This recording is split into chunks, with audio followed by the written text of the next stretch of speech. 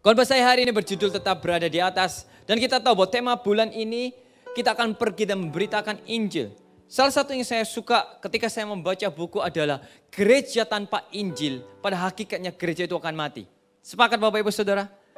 Bahwa gereja ketika gereja tidak lagi untuk memberitakan Injil. Bahwa gereja kalau tidak lagi untuk kita benar-benar menjadi kesaksian. Artinya bahwa gereja itu akan mati. Kenapa? Karena masalah yang dihadapi hanya masalah terus-menerus berputar, terus-menerus tanpa adanya pertumbuhan. Dan saya percaya bahwa puji Tuhan bahwa di bulan ini, gereja ini, kita akan sama-sama pergi dan memberitakan Injil. Dan semua jiwa-jiwa akan diselamatkan dan semua kemuliaan nama Tuhan. Amin Bapak Ibu Saudara. Dan saya percaya bahwa di sini tidak ada satu orang pun yang ketika saya bertanya, apakah di sini semua ingin dipakai Tuhan? Pasti semua jawabannya semua ingin dipakai Tuhan. Sepakat Bapak Ibu? Kalau semua di sini, apakah di sini ingin diberkati oleh Tuhan? Pasti semuanya ingin diberkati Tuhan. Tidak ada di sini Bapak Ibu Saudara yang punya cita-cita untuk menjadi orang yang miskin. Sepakat? Di sini tidak ada orang yang begitu rendah hatinya saya berkata, kalau Tuhan memberkati kita 1 M, kita tidak mau. Kenapa? Saya rendah hati. Saya tidak pernah jumpai selama saya hidup tidak ada orang yang seperti itu. Tidak ada satupun yang di sini ketika kita bekerja, kita hanya ingin ya jabatan saya dari dulu sampai sekarang ya segini aja. Salary saya dari dulu sampai sekarang sampai Yesus datang. Saya ingin salary saya cukup sama. Rekening saya juga sama terus. Tidak ada kan Bapak Ibu Saudara? Yang percaya bahwa rekeningnya terus diberkati. Mari kita katakan amin. Semangat sekali.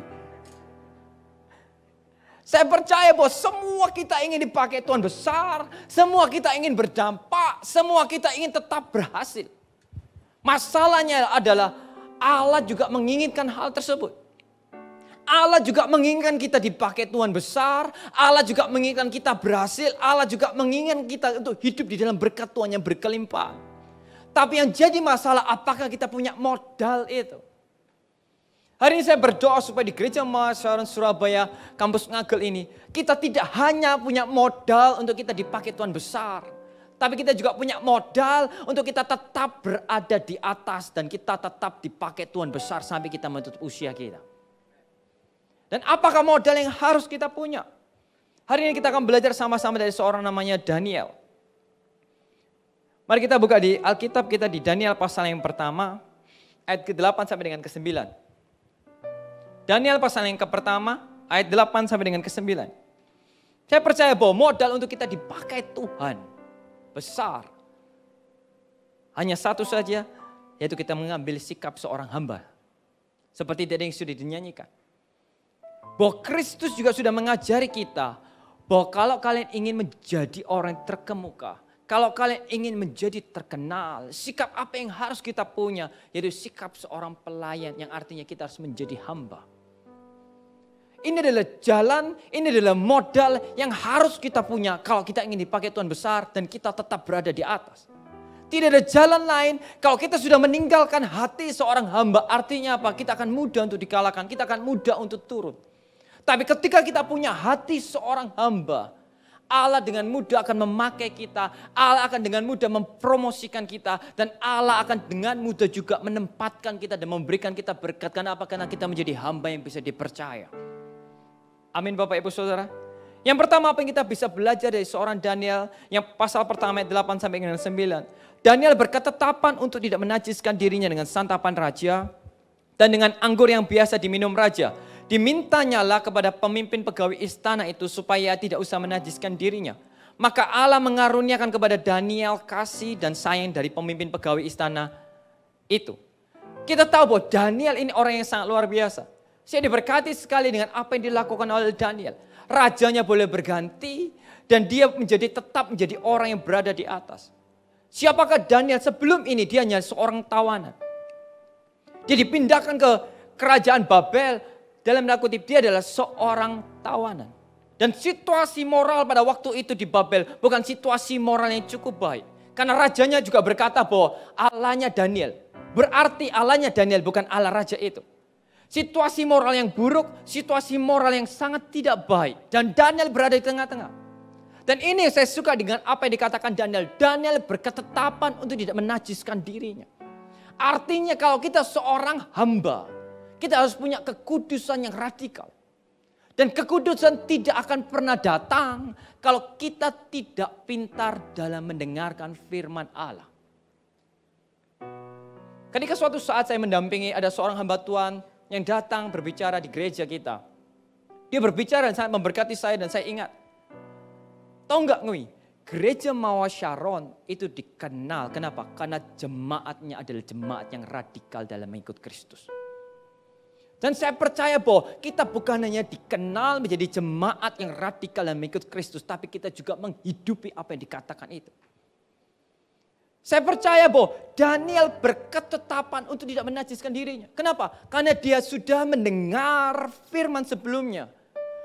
Bahwa santapan raja sebelum diberikan kepada Daniel, santapan tersebut diberikan kepada berhala-berhala. Dan dia tidak mau memakannya. Kenapa? Karena dia pegang firman Allah yang dia dengar. Hari ini kita bersyukur tidak hidup di zaman Daniel. Kita bisa makan babi. Haleluya.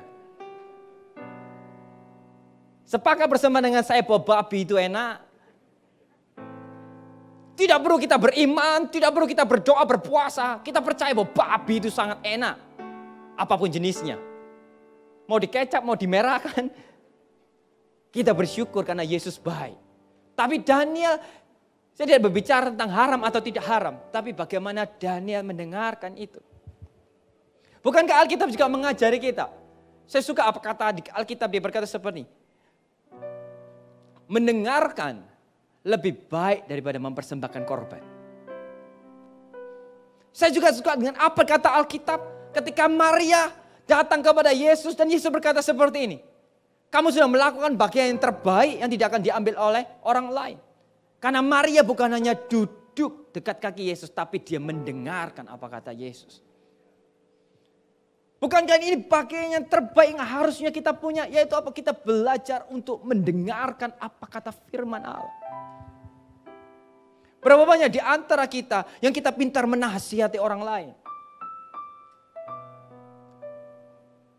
Jadi 2 minggu lalu atau 3 minggu yang lalu saya kena COVID. Jenis ini baru kali ini saya tidak suka hal yang positif. Tapi saya kena COVID. Saya punya orang tua dan saya belajar dari orang tua saya. Saya mengasihi orang tua saya, tapi ini bisa saya pelajari. Ketika ada tetangga depan saya sakit COVID, jalan-jalan. Orang tua saya berkata, kena COVID kok jalan-jalan. Tapi ketika dia kena COVID, Bapak Ibu Saudara, dia pun jalan-jalan. Hari ini saya cinta papa saya, tapi saya belajar dari papa saya. Bukankah itu sering kali yang terjadi? Kita pintar menasihati orang lain untuk berkata dan hidup benar. Tapi sedangkan apa yang kita katakan tidak pernah kita lakukan. Dan bagi saya menjadi seorang hamba Tuhan, khotbah yang paling susah kan di depan keluarga saya.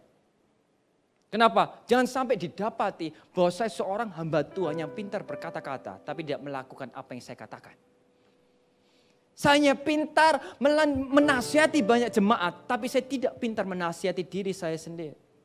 Dan saya percaya bahwa kalau kita ingin punya modal untuk kita dipakai Tuhan, kalau kita ingin punya modal seperti Daniel yang dipersiapkan oleh Allah, modal apa yang kita punya yaitu kekudusan.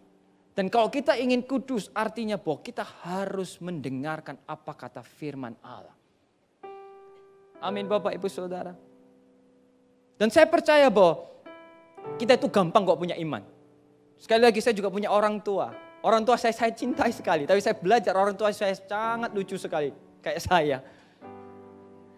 Bapak Ibu Saudara, saya punya orang tua. Dia suka sakit biduran. Apa ya bahasa Indonesianya ya. Alergi. Jadi kalau dia salah makan, dia itu timbul bentol-bentol dan gatal merah-merah. Pernah ya Bapak Ibu Saudara ngalami ya? Bukan kusta, hanya biduran. Ketika dia telepon adiknya, gimana? Iya, cici ini sakit. Adiknya kasih nasihat yang sangat luar biasa sekali. Dan saya ingat sampai hari ini. Dia kasih seperti, kalau kamu sakit biduran, minum Kombantrin. Saya berpikir, apa hubungannya biduran? Alergi dengan Kombantrin. Karena Kombantrin adalah obat cacing. Dan ketika biduran itu bentol, tidak ada cacing yang keluar. Tapi tahu Bapak Ibu Saudara, apa yang dilakukan orang tua saya?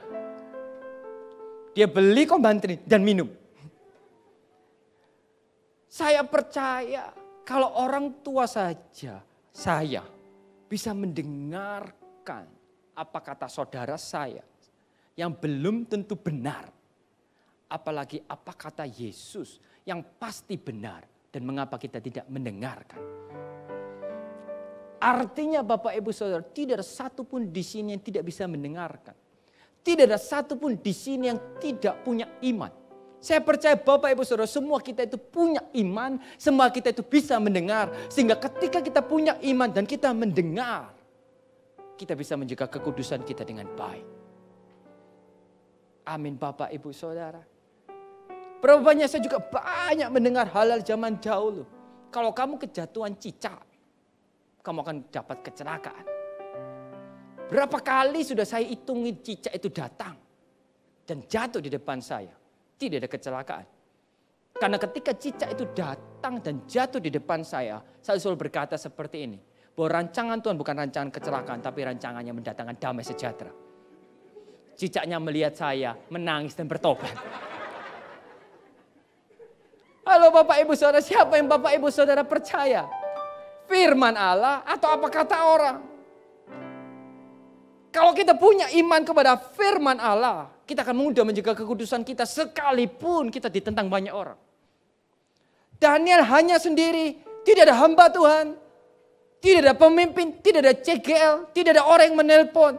Tapi dia tetap percaya dengan apa yang dikatakan firman Allah, bahwa firman Allah itu ya dan amin. Karena itu Alkitab berkata orang yang suci hatinya dia akan melihat Allah. Maka dari itu Daniel dapat melihat penyertaan Allah dalam hidupnya. Kenapa? Karena dia orang yang suci hatinya. Saya percaya Bapak Ibu Saudara, Allah juga sangat rindu untuk mengangkat Bapak Ibu Saudara semuanya. Tapi ketika Bapak Ibu Saudara punya hati yang suci, Allah akan mengangkat Bapak Ibu Saudara semuanya. Yang percaya katakan amin. Coba lihat Bapak Ibu Saudara kanan kirinya, dengarkan apa kata firman. Coba lihat kanan kiri Bapak Ibu Saudara, katakan jangan dengarkan kata saudaramu. Yang kedua apa yang dimiliki oleh Daniel? Daniel pasal yang kedua ayat 19 sampai dengan 20 dikatakan seperti ini. Maka rahasia itu disingkapkan kepada Daniel dalam suatu penglihatan malam. Lalu Daniel memuji Allah semesta langit, berkatalah Daniel, terpujilah nama Allah dari selama-lamanya sampai selama-lamanya sebab daripada dialah hikmat dan kekuatan. Kemudian kita lompat di ayat 27 sampai 28 dikatakan seperti ini.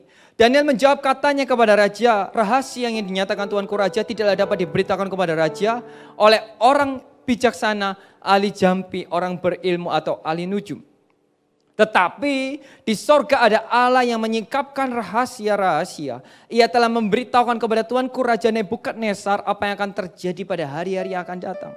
Mimpi dan penglihatan-penglihatan yang Tuanku lihat di tempat tidur ialah ini. Bla bla bla. Kalau kita seorang hamba Bapak Ibu Saudara, kita harus menjadi hamba yang tulus ketika kita diberikan kemuliaan. Tidak ada satupun hamba yang bisa mencuri kemuliaan. Saya percaya bahwa salah satu alasan kenapa kita tidak diberkati, kenapa kita tidak diurapi dengan luar biasa adalah kesombongan. Kalau, bayangkan Bapak Ibu Saudara, kalau besok kita akan mendapatkan 1M. Amin. Amin semuanya. Kalau besok tiba-tiba kita mendapatkan 1M. Apakah 1M itu mengubah hati kita? Yang dulu kita terbiasa untuk kita rendah hati, kita kelihatan orang, kita bisa menyapa dengan hangat. Kita bisa merendahkan hati kita dengan baik. Tapi ketika kita punya rekening 1M, bagaimana cara pandang kita, bagaimana cara kelakuan kita, bagaimana cara kita meresponi orang, apakah itu mengubah kita atau tidak? Seringkali ini yang menjadikan halangan Allah tidak mengangkat kita. Dan Daniel sudah menunjukkan bahwa ketika dia di hadapan raja yang seharusnya dia bisa show off. Yang seharusnya dia bisa berkata, iya raja. Bukankah tidak ada satu orang pun yang bisa mengatakan mimpi, hanya aku. Tapi Daniel tidak berkata seperti itu. Tapi Daniel tidak menunjuk kepada dirinya. Tapi Daniel menunjuk kepada hanya satu pribadi yang bisa. Yaitu di sorga namanya Yesus. Apakah hidup kita ketika kita diberkati. Ketika kita dipakai Tuhan besar. Apakah kita semakin memuliakan Yesus. Atau kita semakin meninggikan diri kita di dalam pelayanan dan berkat yang diberikan oleh Yesus.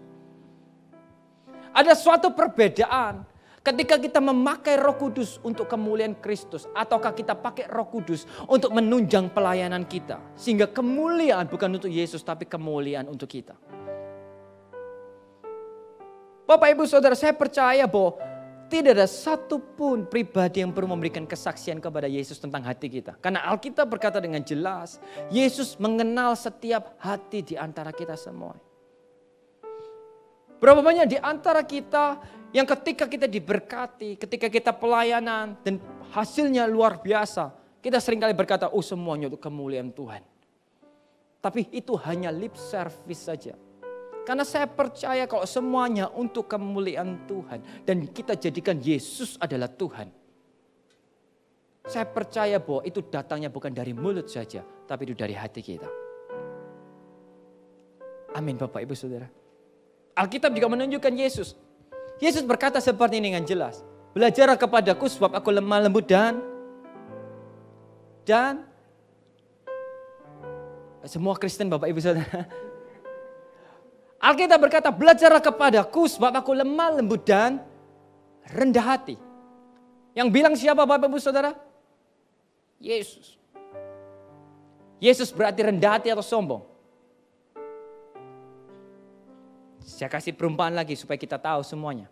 Kalau saya tiba-tiba berdiri di tempat ini, saya berkata, semuanya Bapak Ibu Saudara belajar kepada saya, sebab saya ini lemah lembut dan rendah hati. Bapak Ibu Saudara pasti menganggap saya orang yang sombong. Kenapa? Karena tidak ada orang yang rendah hati yang berkata, aku rendah hati. Sepakat? Sepakat? Saya sombong. Apakah Yesus sombong? Apa bedanya perkataan saya dengan Yesus? Artinya apa Bapak Ibu Saudara? Perkataan kita yang rendah hati tidak menentukan hati kita itu rendah hati atau tidak. Musa juga menulis sebuah Alkitab. Dia berkata bahwa Musa adalah orang yang paling lemah lembut di seluruh bumi ini. Musa orang yang rendah hati atau sombong? Kalau saya tulis status saya di Instagram atau di TikTok. Stephen Ngui adalah orang yang paling rendah hati di seluruh dunia. Bapak Ibu Saudara nge-like atau mencibir.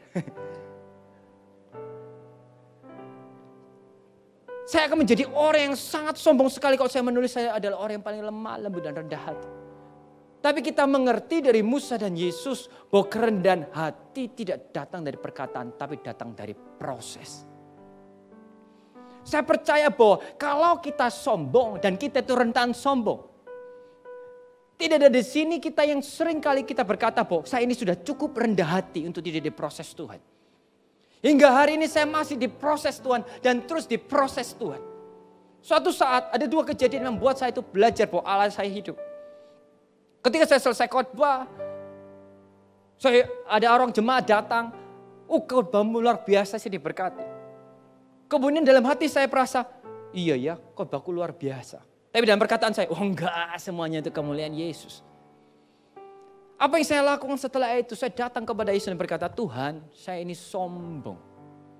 Bapak Ibu Saudara, kalau kita sombong berdoalah supaya seperti ini. Tuhan proses saya. Karena Allah suka sekali memproses kita. Dan ini adalah doa yang sangat cepat didengar oleh Tuhan. Setelah itu saya selesai berkhotbah. Saya jalan-jalan ke TP. Karena gereja kita dekat dengan TP. Saya berdiri, kan saya pakai baju putih, kaos putih, celana hitam. Saya berdiri di salah satu outlet. Saya berdiri saja. Kemudian ada ibu-ibu, tacik-tacik gitu ya. Datang kepada saya dan berkata seperti ini. Mas, ini diskon enggak ini kaosnya?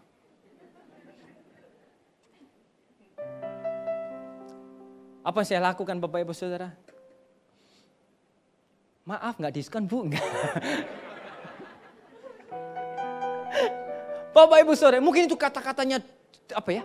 Cuma singkat, tacinya juga enggak bermaksud apa-apa. Hanya tanya, Mas, ini diskon nggak? Saya jawab, oh maaf Bu, saya bukan penjaga di sini. Tacinya pergi tanpa perkataan maaf. The power of taci-taci. Sing penting wani. Salah urusan buri. Dia pergi. Dan kemudian saya datang kepada Tuhan. Dan saya bersyukur. Bukan karena mulut saya itu rendah hati. Tapi saya diproses Tuhan. Hingga keluar hati yang rendah hati. Bahwa iya ya. Tuhan yang meninggikan, Tuhan yang merendahkan. Kalau kita tidak belajar rendah hati, percayalah Bapak Ibu Saudara, kita akan nggak pernah punya modal untuk kita tetap berada di atas. Dan suatu saat saya juga 2 minggu itu saya terpaksa, saya harus isoman bersama dengan istri saya. Istri saya sudah hamil dan puji Tuhan sudah lahir. Dan kemudian pada waktu itu dia juga sakit bersama dengan saya. Tapi dia sudah sembuh dalam 1 hari. Saya masih sakit saja. Batuk, pilek, badan tidak enak, tumpah-tumpah, semuanya. Pokoknya paket spesial, sesak. Kemudian setelah itu kita tidur. Pada waktu tidur, istri saya kepanasan. Dinyalakan yang paling dingin, 18 derajat. Saya menggigil. Saya turunkan 30 derajat, saya bisa tidur. Istri saya mendadak tidak bisa tidur. Gitu saja 2 minggu. Ketika itu saya nggak bisa lihat, datang ke Next Gen. Kemudian saya lihat rekan-rekan saya berkhotbah, orang yang luar biasa. Saya lihat di YouTube, kemudian saya lihat bahwa anak-anak muda itu dilawat Tuhan semuanya. Ada yang kelepasan, semua dijamah Tuhan 2 minggu itu. Dan saya tidak ada di sana. Dan kemudian ketika saya lihat YouTube itu, tiba-tiba Tuhan ngomong seperti ini. Tuhan menegur saya, ingatlah Ngui, sekalipun kamu gembala, Next Gen akan tetap dipakai Tuhan besar sekalipun tidak ada kamu. Allah akan tetap melakukan perbuatan yang gagah perkasa sekalipun tidak ada kamu. Mungkin kata-kata itu kata-kata yang simple, tapi kata-kata itu masuk ke dalam hati saya dan saya berkata bahwa kalau Next Gen dipakai Tuhan dengan besar, itu bukan karena saya gembalanya, tapi karena Yesus yang luar biasa. Hal itu menjadikan saya betapa saya mengerti saya harus menjadi hamba dan rendah hati. Karena kerendahan hati tidak datang dari kata-kata yang indah. Tapi kerendahan hati datang ketika kita mengalami proses Allah. Amin Bapak Ibu Saudara. Dan Daniel pun mengalami proses juga. Daniel adalah orang yang terakhir yang dipanggil untuk menghadap raja. Tapi dia toh tidak marah. Daniel adalah orang yang berkompeten. Daniel orang yang sudah dikasih petunjuk oleh Yesus. Daniel orang yang sudah mendapatkan jawabannya. Tapi dia tidak show off bahwa seakan-akan dia itu orang yang layak. Daniel dipanggil terakhir. Tapi saya tidak pernah dapati firman Allah yang berkata. Daniel kemudian marah dan kecewa. Berapa banyak Bapak Ibu Saudara yang sering kali Allah menempatkan kita di posisi yang terakhir dan kita itu marah. Saya pernah jumpa ada 4 wanita. 4-empatnya sama-sama single dan jomblo. Saya katakan di sini bahwa single itu bukan dosa. Amin Bapak Ibu Saudara. Single ya hanya sementara sendiri saja. Dan sedikit kesepian. Tidak. Just kidding. 4 orang ini wanita ini begitu geng. Satu geng, kuat. Makan-makan bareng, puasa-puasa bareng, minum-minum bareng. Pokok segalanya beli baju juga sama-sama bareng. Mereka benar-benar menjadi grup yang cukup kokoh. Tapi tahukah Bapak Ibu Saudara, suatu saat yang si A ini punya pacar. Apa yang dilakukan oleh 3 orang ini? Marah Bapak Ibu Saudara. Kenapa? Kamu sudah gak peduli lagi terhadap kita. Kamu lebih sering ngurusi cowokmu aja. Marahlah 3 orang ini kepada 1 orang ini. Hari itu saya lihat kenapa kok orang itu bisa seperti itu. Seringkali manusia tidak suka kalau melihat teman-temannya diberkati jauh lebih daripada kita. Bukankah ini tanda ciri bahwa kita itu bukan orang yang rendah hati? Saya tidak ngomong kepada jemaat di sini, di luar sana banyak. Di sini semuanya rendah hati semuanya. Amin Bapak Ibu Saudara. Nah, kelihatan sombongnya kan? Semua saya percaya bahwa seharusnya kita punya hati yang benar. Kalau kita melihat gambaran besarnya bahwa kalau ada teman-teman kita diberkati jauh lebih daripada kita. Artinya apa? Kita juga harus bersuka cita karena Allah bekerja dengan luar biasa atas hidup orang tersebut. Tapi yang sering kali dapati hati kita tidak serendah hati Daniel. Ketika orang tersebut jauh lebih diberkati daripada kita. Seringkali kita menuntut kepada Allah dan kita berkata kenapa Allah tidak adil. Semakin kita berkata Allah tidak adil, semakin kita berkecewa kepada Allah, semakin menunjukkan bahwa hati kita sama sekali tidak rendah hati untuk diproses oleh Tuhan. Amin Bapak Ibu Saudara. Saya percaya bahwa ketika kita mendengar ini kita belajar rendah hati. Kalau CG kita sudah berdoa, berpuasa. 21 hari full tidak makan. Kita sudah memberikan yang terbaik. Dan kita lihat bahwa CG lain bertumbuh. Seharusnya kita bersuka cita. Kenapa? Karena yang kita lihat bukanlah performa kita. Tapi yang kita lihat adalah pekerjaan Allah lebih daripada performa kita. Kalau Bapak Ibu Saudara sudah tertanam, sudah ikut di gereja selama puluhan tahun. Ketika Pak Yusuf meletakkan batu pertama Anda di sebelah kirinya.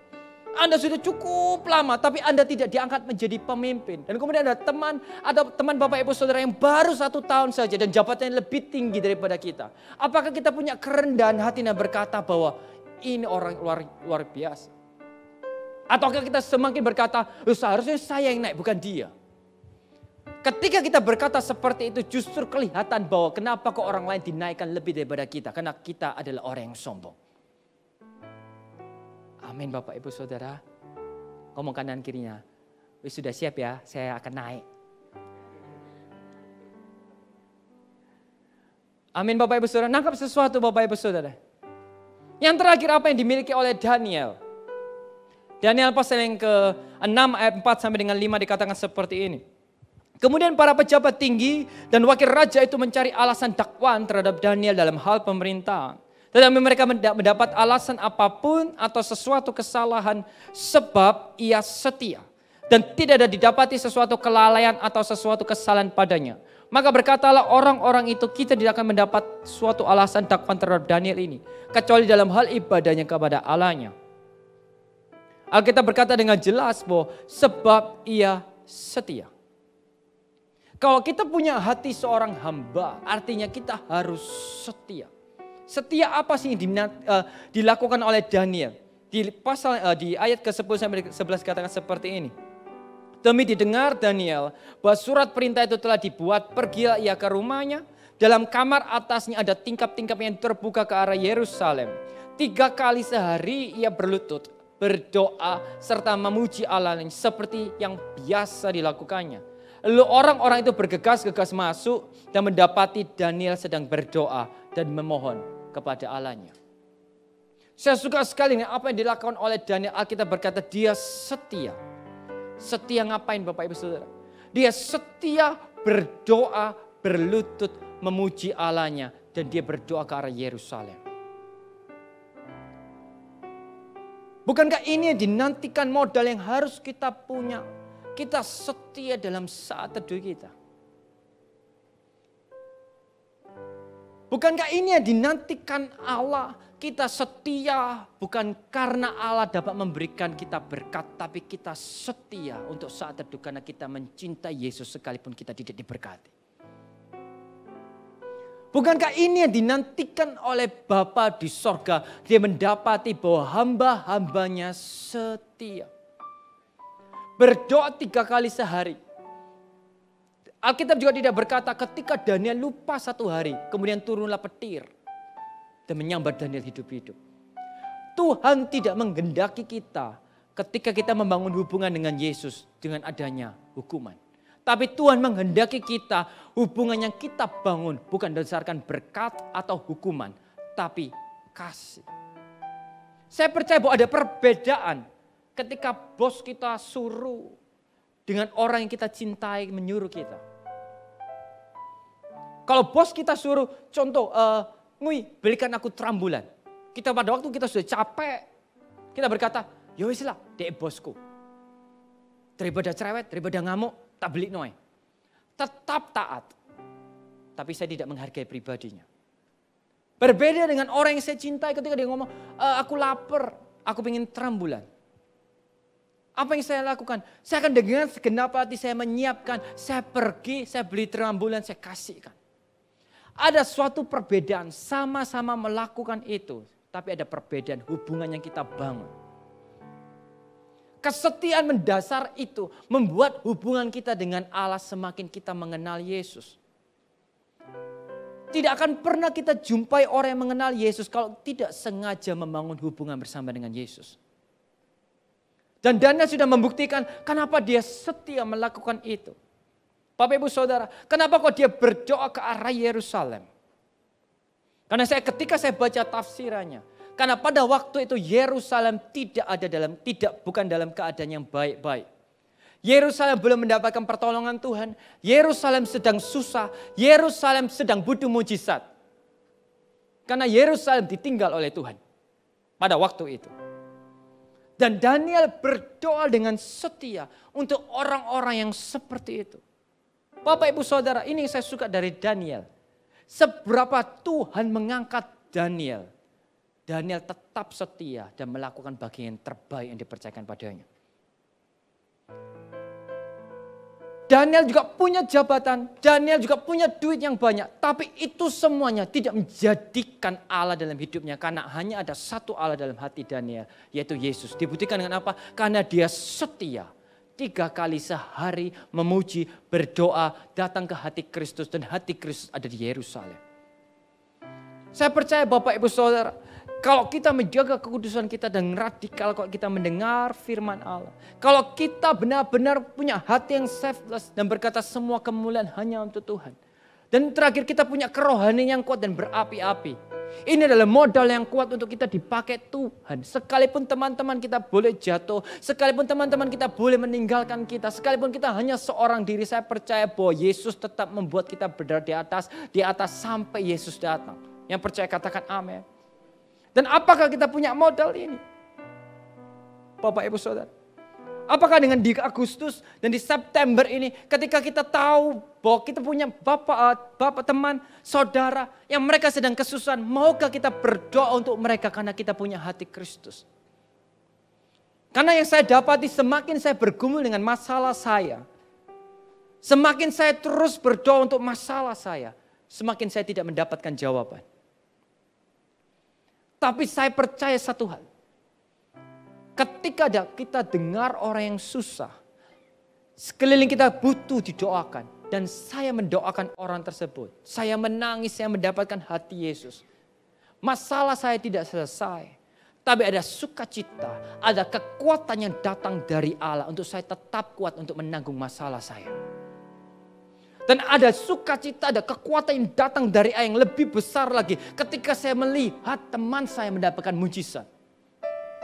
Ketika saya melihat teman saya mendapatkan jawaban dari doanya. Bukankah ini dinanti-nantikan oleh Yesus? Orang yang benar-benar menjadi hamba. Yang mau menolong orang lain. Yang mau berdoa untuk orang lain. Yang mau benar-benar datang kepada Yesus untuk berdoa syafaat. Ini saya doakan Bapak Ibu Saudara. Ketika kita nanti semakin ditambahkan. Ada banyak jiwa-jiwa yang akan ditambahkan. Satu hal yang saya doakan. Supaya tidak ada satu orang pun yang sudah tertanam di tempat ini hilang.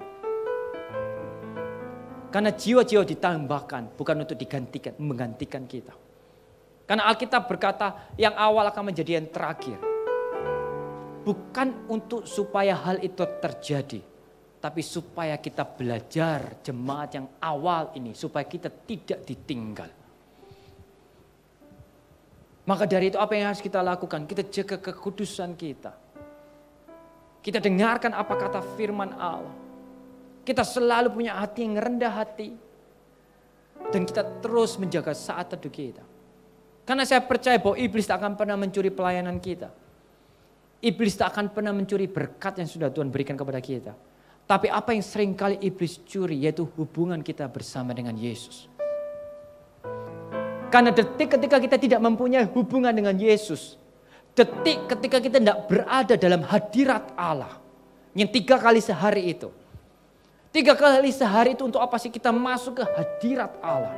Untuk kita punya hubungan dengan Allah. Dan ketika kita tidak punya hal itu, mudah bagi mudah bagi iblis untuk menjatuhkan kita. Mudah bagi teman-teman kita untuk membuat kita down. Mudah bagi masalah untuk membuat kita itu jauh dari Tuhan.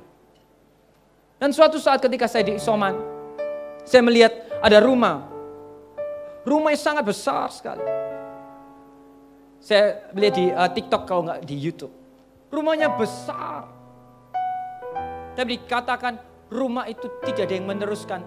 Akhirnya semua anggotanya meninggal, keluarganya. Akhirnya rumah itu terbengkalai. Rumah yang dulunya besar, terbengkalai, hancur. Benar-benar hancur semuanya, pagar, tembok, atas atap semuanya hancur. Tiba-tiba saya merasa bahwa Allah berbicara. Mau sampaikan kepada jemaat gereja Mawar Shalom. Bahwa gedung ini di Cempaka, di Marvel, ataupun Ngagel, ataupun di Siwalan-Karto tidak akan terbengkalai. Kenapa? Karena jemaatnya adalah jemaat yang hidup, jemaatnya adalah jemaat yang cinta Tuhan, jemaatnya adalah jemaat yang kudus dan tetap punya hubungan dengan Allah.